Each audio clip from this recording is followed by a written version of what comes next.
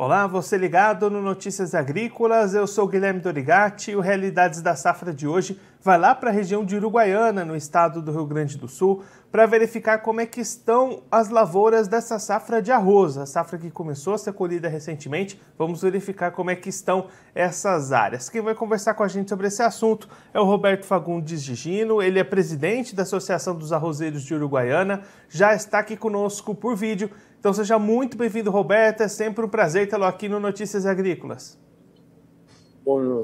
Bom dia a todos, obrigado, um prazer estar com vocês. Roberto, a gente vem acompanhando, né, a situação aí no Rio Grande do Sul, falta de chuvas, temperaturas altas. Como é que esse cenário de clima afetou as lavouras de arroz aí na região de Uruguaiana?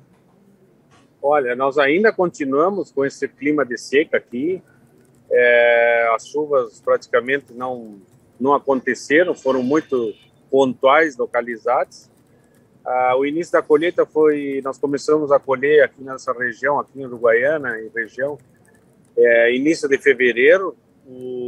Nós já constatamos uma quebra, a gente só não tem ainda as porcentagens, o número ainda, porque não foi fechado áreas, né? As áreas não foram fechadas como para calcular uma porcentagem de quebra, mas que ela existe, não é pequena.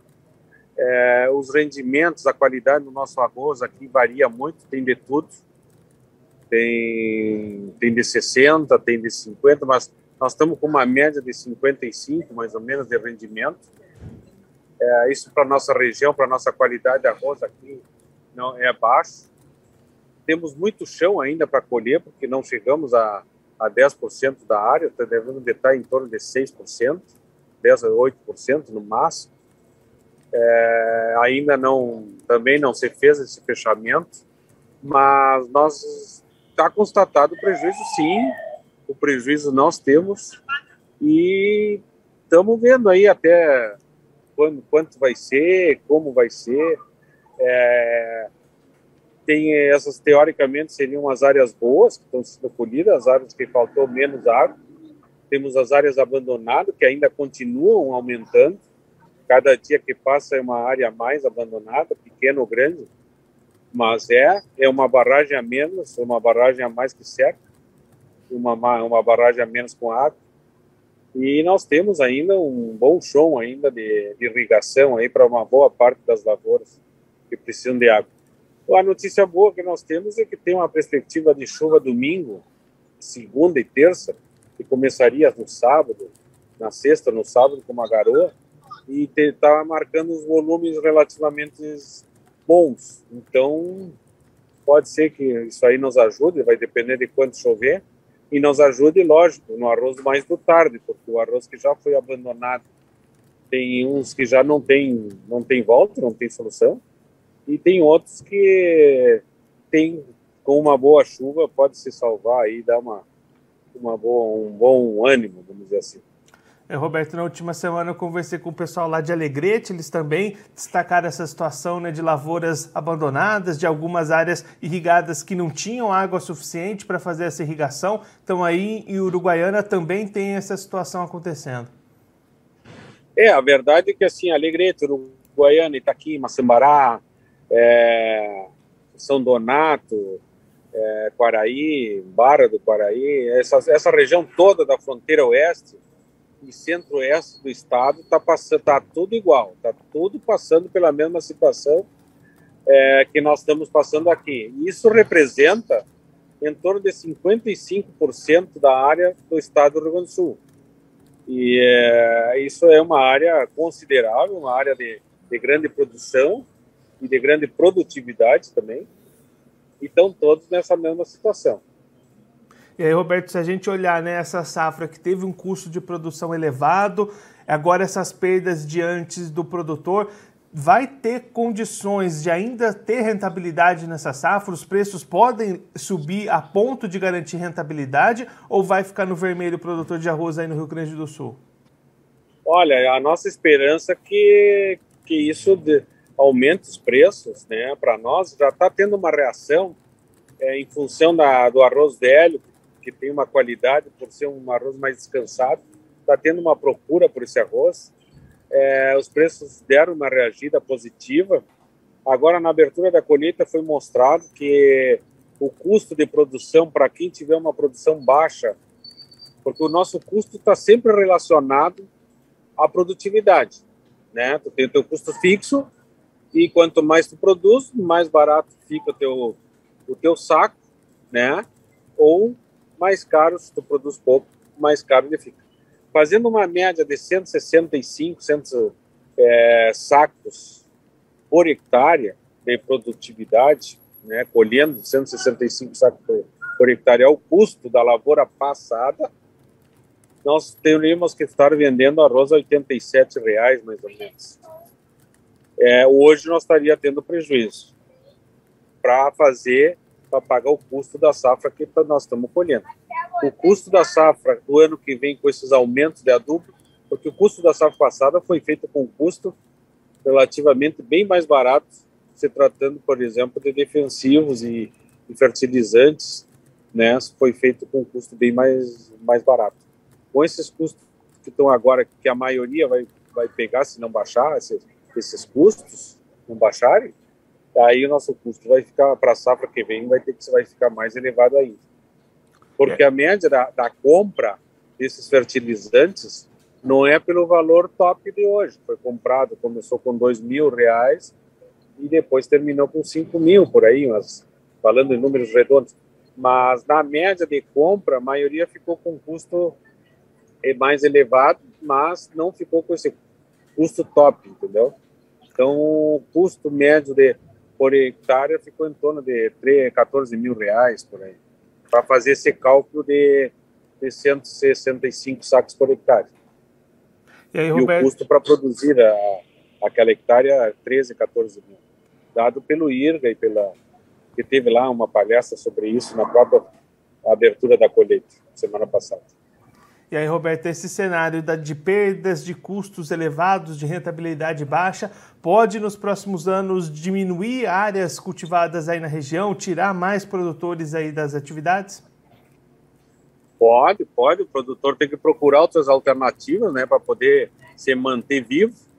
E os que, infelizmente, tem uns que não podem, porque a região não permite, tem uma dificuldade maior de implantação de outra cultura, esses aí vão ter que ficar. Agora, quem puder, porque a área particular dele ou na região dele puder ir para outra cultura, isso é considerado.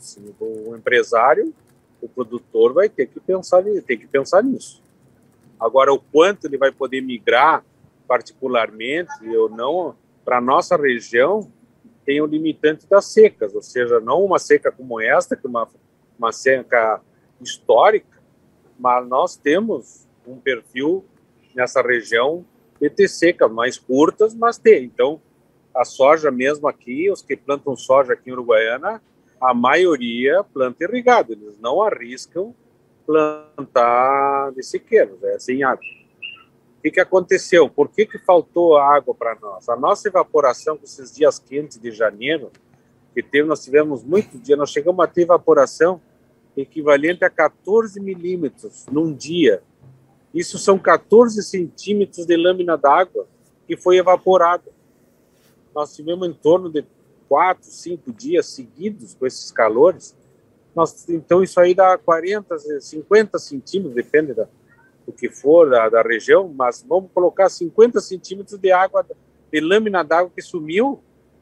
Ela sumiu, evaporou, e o que hoje está fazendo falta nas nossas aguadas, nas nossas barragens. Por isso que nós ficamos com falta d'água na própria arroz irrigado. Esse foi um dos motivos. E foi o motivo principal, vamos dizer assim, que foi essa alta evaporação. Tanto é assim que teve um produtor que plantou em pivô e abandonou porque a evaporação era mais da metade do que ele colocava no pivô. Para quem conhece pivô e trabalha com pivô, vai entender o que por exemplo, faz chover 20 milímetros no pivô e evaporou 14. Então, economicamente, não valia a pena consumir aquela água e gastar aquela energia para para não satisfazer a necessidade da planta. Roberto, muito obrigado pela sua participação, por ajudar a gente a entender um pouquinho melhor esses cenários das lavouras aí na região. Se você quiser deixar mais algum recado ou destacar mais algum ponto para quem está acompanhando a gente, pode ficar à vontade. Não, o recado que eu sempre gosto de dar é que o produtor ele nunca perde esperança, ele sempre acredita no amanhã e é o momento de continuar acreditando no amanhã, não podemos desistir, o produtor não desiste nunca. Obrigado. Roberto, mais uma vez, muito obrigado. A gente deixa aqui o convite para você voltar mais vezes, a gente trazer os números finais da colheita aí na região de Uruguaiana. Um abraço, até a próxima. Obrigado, um abraço a todos. Esse, o Roberto Fagundes de Gino, ele que é presidente da Associação dos Arrozeiros de Uruguaiana, no estado do Rio Grande do Sul, conversou com a gente para mostrar um pouquinho como é que foi o desenvolvimento dessas lavouras de arroz lá na região até esse momento, como é que estão os trabalhos de colheita lá na localidade. Roberto destacando que a colheita começou no comecinho de fevereiro, até esse momento entre 6% e 8% das áreas apenas colhidas, a colheita ainda bastante no início, mas perdas de produtividade já sendo constatadas, já sendo verificadas. Muitas áreas também acabaram sendo abandonadas, mesmo áreas irrigadas não tinham boa performance, o produtor acabou deixando elas de lado. Então, uma situação bastante complicada. Vai haver uma quebra grande na produção de arroz lá na região de Uruguaiana, mas o Roberto destacando que ainda não há nenhuma área fechada na colheita, então fica muito difícil fazer essas previsões, apontar algum índice de perdas, algum índice de produtividades, mas com certeza já é sabido, já é concreto que essas perdas vão aparecer e vão ser grandes lá na região de Uruguaiana. Diante disso, a expectativa dos produtores é que os preços possam subir, possam ajudar de alguma forma a compensar essas perdas, pelo menos mitigar um pouquinho essas dificuldades econômicas que vai aparecer daqui para frente. E com todo esse cenário difícil, a perspectiva para os próximos anos é de redução de área cultivada de arroz lá na região. Roberto apontando a migração para outras culturas como uma opção válida por parte dos produtores para tentar se manter vivos na atividade agrícola. Então é um movimento que a gente pode acompanhar nos próximos anos, essa redução da área cultivada com arroz lá na região de Uruguaiana, no estado do Rio Grande do Sul, uma das principais regiões produtoras do arroz aqui no nosso país. Bom, eu vou ficando por aqui, mas a nossa programação continua. Notícias Agrícolas, 25 anos ao lado do produtor rural. Participe das nossas mídias sociais, no Facebook, Notícias Agrícolas, no Instagram, @Notícias Agrícolas e em nosso Twitter, @Noteagri. E para assistir todos os vídeos, se inscreva no YouTube, na Twitch, no Notícias Agrícolas Oficial.